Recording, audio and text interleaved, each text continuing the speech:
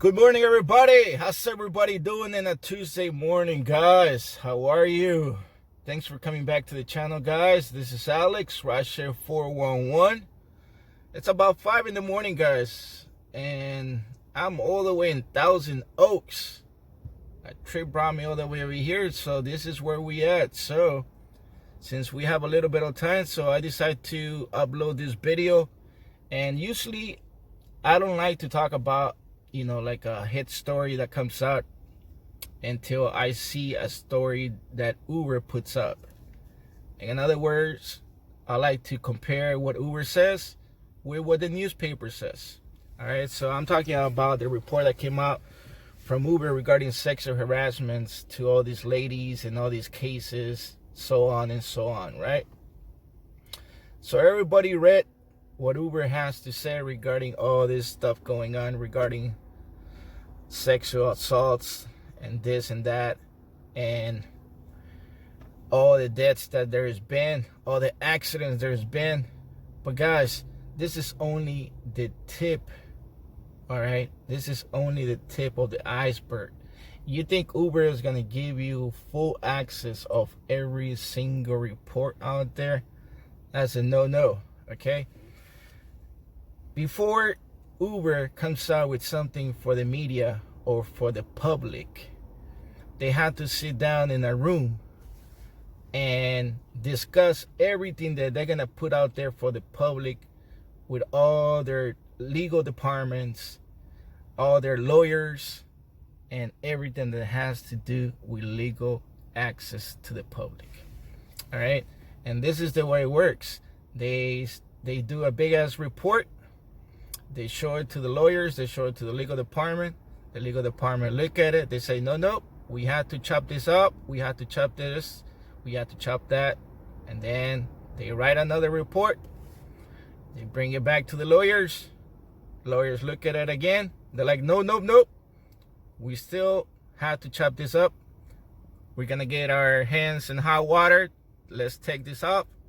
And there they go. Okay, and this is the way it works until they come out with a rough draft for the public and for the media. When the lawyer says this is good to go, and then they take it out. And that's how it works. That's the corporate office business and the corporate office world. Okay, now I'm gonna share with you guys what DARA has to say to the Washington Post. After this video, I want you guys to stick around for another 5 minutes. And this is the interview from the Washington Post regarding DARA. Okay? And you guys gonna hear this guy, what he has to say regarding this report. Okay? And they put this guy on fire. And this guy is so bad doing interviews. Okay? This guy doesn't know exactly how to speak in front of a camera. He doesn't know how to react in front of a camera. This guy gets all paranoid, okay? So he needs to work on these interviews they do, because he does so bad at it. So bad. You guys gonna see the way he responds to some of the questions, the way his movements, the way he acts in front of the camera, guys. This guy he needs to work on that, okay? And if Uber wants to keep this guy as a CEO, I'm sorry, man, but you need to find a new guy that does better work in every single aspect, okay? We need a new movement. And this is coming from straight from the drivers, straight from the streets, straight from everybody else, okay? Now, the Washington Post, guys, asked this guy what he thinks about safety, what he thinks about the report, what he thinks about what's going on the streets. And this guy says that Uber is doing the best of the best, that they got every single aspect out there regarding safety in place, okay? Now, this report from the Washington Post, I'm going to leave also the link under the description so you guys could go and read everything that this report has to say about. The report says that it's 84 page, okay? And it talks about 6,000 cases. And out of this 6,000 cases, DARA says that only 37% was reported to the cops, to the FBI, to whatever they need to report it to. Only 37%.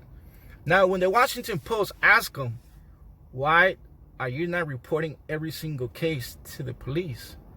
This guy says, we don't have to.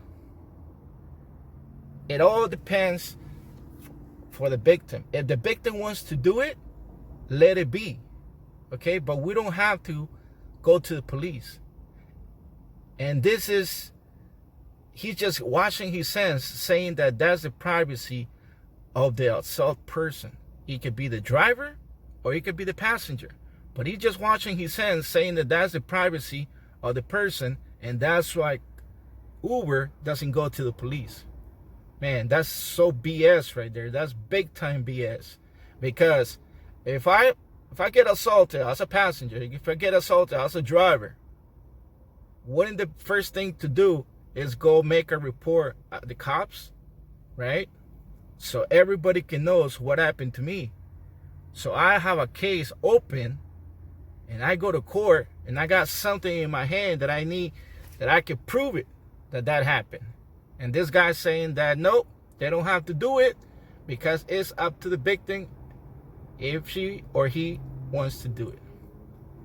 Now, they ask a question to DARA on this interview too. Okay? And they say, if you go out with your friend on a Friday night and it's 1 a.m, will you feel okay to put your drunk friend, which is a female, in an Uber and send her home? And his response was, guys, yes, I feel great putting my friend in an Uber because the percentage of assault cases is very, very low. Okay. What the hell are you talking about, DARA? We just came out with an 84-page report talking about all these assault cases, and you're talking about in the video, the percentage is so low. Man, I don't know if you read, I don't know if you go over before you make these videos, but you just going backwards from the report. Okay? How can the percentage be so low if the report is telling you that there's 6,000 cases, there's 100 people that have died in accidents, and this guy is still saying that the percentage is so low? All right? Now, he also says that 99.9 of every single trip, nothing happens.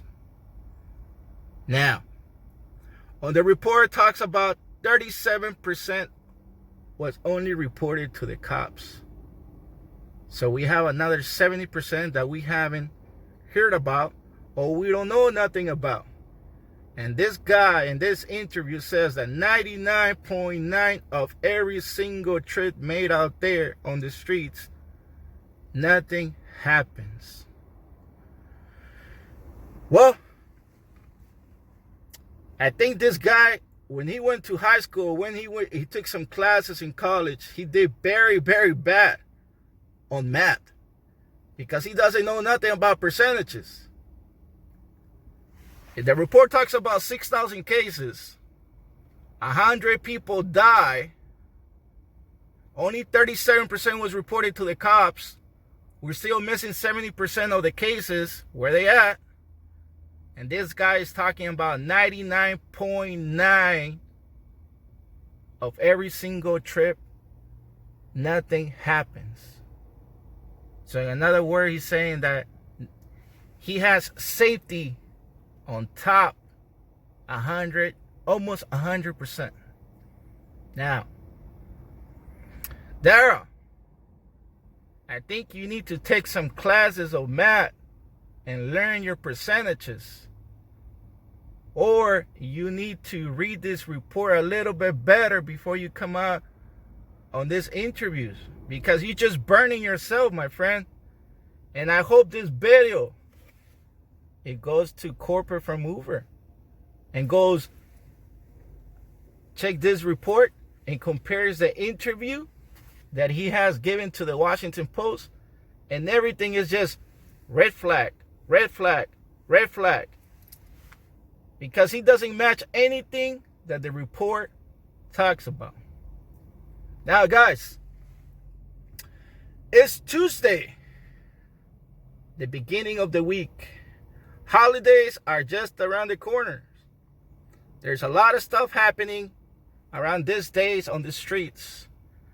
If you're a driver, if you're a passenger, do your homework, please. Be safe at all times. If your driver is not matching what you see in your phone, if the car is pulling in front of you and it's not matching with the plates, don't get in that car. Okay? That's my advice to you as a passenger. Do your homework. Take care of business. If you go out for a few drinks, check your car. Check the driver. Check the plates. Check the color of the car. Okay? Stay away from problems. Now, if you're a driver, if you see a group of people that where you picking up and they're so drunk, so faded, okay? Don't get them in your car. That's a red flag for you. As soon as you pull in and you see them that they're barely walking to your car, cancel that trip. Take the next one. Stay away from problems. Okay? That group of people, all drunk, I could bet you whatever you want. 5 minutes in the trip, and now you already got problems. Okay? It might not be towards you, but it might be between them. Okay? Subscribe to the channel, please. Thumbs up the video. There's another video behind this one, so stay tuned. It's only 5 minutes long. The description for the full article is on the description. I'm putting the link right there. Go read it. Take 2 minutes of your time. Lots of info. But it's always good to do your homework. It's always good to know what's going on with these two companies, okay? Take care of yourselves. Make a lot of money. I see you guys on the next one. And here comes the next video. On December 5th, Uber published its first ever safety study, disclosing passenger and driver assaults and murders. We're here at Uber headquarters in San Francisco to talk about it with CEO Dara Khosrowshahi. So yesterday you reported that 3,000 different times Uber drivers and passengers face sexual assault while in vehicles. How did you feel when you first found out that number? It's a big number when you first see it, and it's still a big number. There's no getting used to 3,000 reports of some kind of an assault or incident. Now that's within the context of billions of rides, and 99.9% of our rides start and finish without any kind of incident. But for us, it represents that as a company, if we are going to stand for safety, we have to first be transparent. Transparency drives accountability, and then accountability drives action. Do you think this is a societal problem or an Uber problem? I think that Uber is at the size now where we are a reflection of society. And sexual assault, sexual misconduct that's a societal problem. But is there anything unsafe inherent in the design of Uber? You're connecting up untrained, non-employee drivers with passengers through software. Why should we trust that a software platform is going to keep us safe? I think that anytime two people come together, it can be a great interaction or not a great interaction. You know, humans are complex. And if you look at the numbers, the reported incident rates that are happening on our platform are going down as a result of technology. We do a vehicle safety check, we do a background check, we do continuous background checks. There have been over 1 million drivers who have wanted to get on our platform and have been rejected. 2/3 of the reported cases of rape were not reported to the police. Yes. Why is that number so low? Because sexual assault is one of the most underreported crimes. We believe it should be up to the survivor as to what they want to do, whether they want to report it to the police or not. And we will provide all of the tools to help facilitate that interaction if the survivor wants to report to the police, but it's ultimately our policy to be survivor-centric here. But you guys are almost a quasi-authority in many places with a lot of information about crimes that are happening.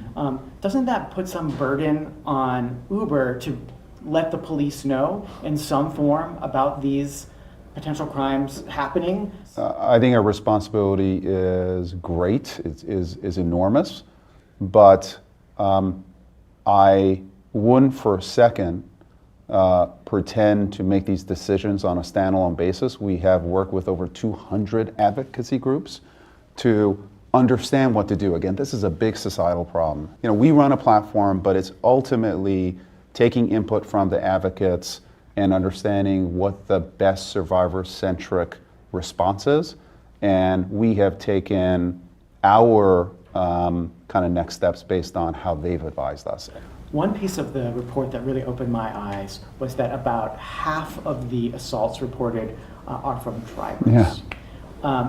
Given that these folks are not your employees, they don't get health care and other kinds of insurance from Uber, what are you doing to support them in those cases? Well, we support our drivers just as we support our riders. We make sure that they have access to, first of all the same tools, the 911 tools, the check tools. We do think that there is a third way where we can provide our drivers with minimum wage guarantees and health care to some extent and protections.